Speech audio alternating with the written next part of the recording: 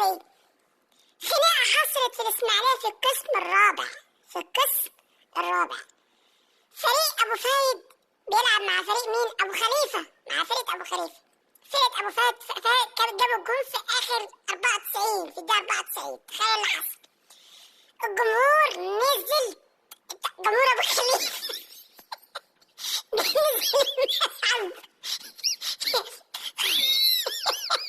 وضرب اللعيبة بالشوم، واللي ضرب ببلطة، واللي ضرب في عينيه بأحول، واللي بأعور، والحكم اتطحن، والحكومة جت في قلب الملعب عمال بتعرفش تحلق على مين وبتحوش على مين، واللي بقى على نقالة، واللي اتضرب، واللي بقى عمال يحدف في التوب من فوق ايه ده؟ والله العظيم لعيبة أبو فادي اتطحنوا، والحكم اتطحن، كله اتطحن، حوالي 500 واحد في قلب الملعب. مجدي عبد الغني بيقول لك ده مفيش مدرجات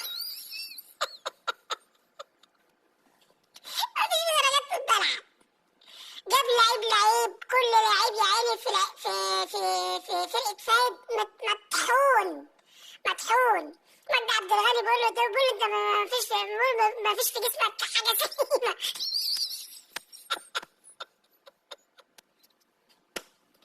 تخيلوا الاتوبيس اتدغدغ في القسم الرابع. الاتوبيس اتدغدغ في القسم الرابع. امال في القسم اللي عندنا في الدوري ايه اللي هيحصل؟ قدامنا في القسم الرابع اتوبيس اتدغدغ، امال يحصل ايه في الدوري الممتاز اللي عندنا؟ يا ازرق، شم وطوب وزلط وبلطه وسنجه، ايه ده؟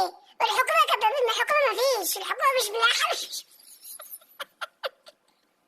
يا